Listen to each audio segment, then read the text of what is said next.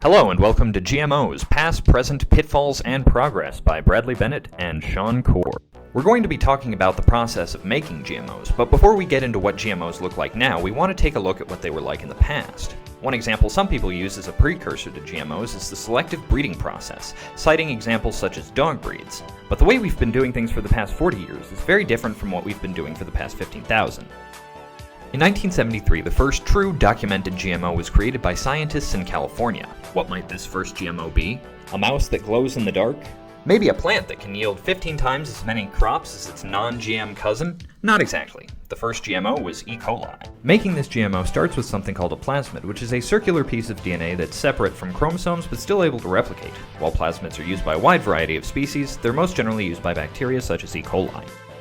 Here, a plasmid was created by taking antibody resistance factor DNA from a specific E. coli strain and cutting it with a restrictin endonuclease specific to E. coli called EcoR1, which cleaves DNA in a way that leaves the ends single-stranded and complementary to each other, and then using DNA ligase, takes the hydroxyl and phosphate ends of the DNA and glues them together to make a plasmid. Then, this antibody resistance factor is transferred to another strain of E. coli via a process called transformation, which entails creating pores in the bacterial cell membrane so the plasmid can be integrated into the bacterial body. This was accomplished by washing a large bacterial colony with salt media, including chemicals such as sodium, to disrupt the cell membrane. Then the plasma DNA was heated and mixed with the newly agitated E. coli and chilled to re-establish the cell membrane, incorporating the plasmid. Transformation was then confirmed using antimicrobial substances tetracycline and kanamycin, with transformed bacteria surviving in the kanamycin medium and non-transformed bacteria only surviving in the tetracycline medium. And thus, the first GMOs were made. Things have moved forward since this experiment, however, and the GMOs you probably think of today are actually plants. A great example of this iterative GMO discovery process is golden rice. The idea behind this highly desired crop is to give people vitamin A in areas where deficiencies are high in a crop that's easy to grow. To get there, though, we first need to talk about tomatoes. In the 1990s, it was observed that tomatoes modified with the CRT1 gene increased beta-carotene content nearly threefold. The process that was used to create this tomato involves transformation via a species of bacteria called Bacterium tumefaciens. This bacteria relies on nutrients from a host plant to survive, and is a greedy pathogenic bacteria that causes tumors to grow when the host is damaged. However, manipulating the process that grows tumors, scientists are able to insert potentially beneficial genes into a desired plant. The first thing that needs to be done involves the process mentioned beforehand, inserting a plasmid of the gene of interest into the Agrobacterium. After this process is done and confirmed using electrophoresis, we deal with the Agrobacterium-specific cell machinery.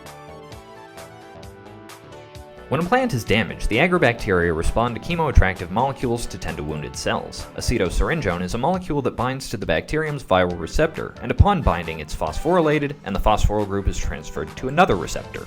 When phosphorylated, it activates transcription of virulence factors on the agrobacteria's tumor-inducing plasmid, which is now transformed to contain the genes of interest. Vir-B is expressed, and its products form pores in the plant cells for bacterial entry. Vir-E is expressed, and proteins bind to tDNA, the transfer DNA in the plasmid, to prevent degradation from extracellular nucleases. This plasmid contains the locus for the virulence genes discussed and other genes necessary for proliferation, and transmits itself into the host cells. This causes plant cells to proliferate with the newly inserted gene. Using the gene identified in the tomato experiment, as well as a gene derived from daffodils that confers a middleman metabolic step for beta-carotene creation, golden rice was created using the same basic steps as outlined previously. But now we're going to be moving on to some pitfalls with GMOs. To this day, golden rice has still not been adopted in any concrete way, and though legislation in a few countries has approved the cultivation of golden rice, there hasn't been any used in practice yet.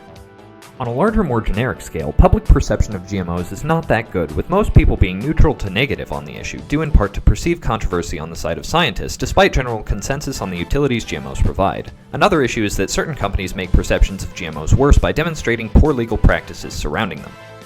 As recently as mid-April, a company has made headlines for suing Indian farmers for using the same cultivar of GM potatoes. This signals that, as usual, it often takes time for legislation to catch up to scientific progression. For GMO progress, however, there are a few things to look forward to. CRISPR-Cas9 is becoming a widespread process which is able to reduce middlemen such as Agrobacterium and reduce the chance of unintended effects from horizontal gene transfer. As rare as that process might be, this progression may go a long way in reducing something that hurts public perception of GM crops.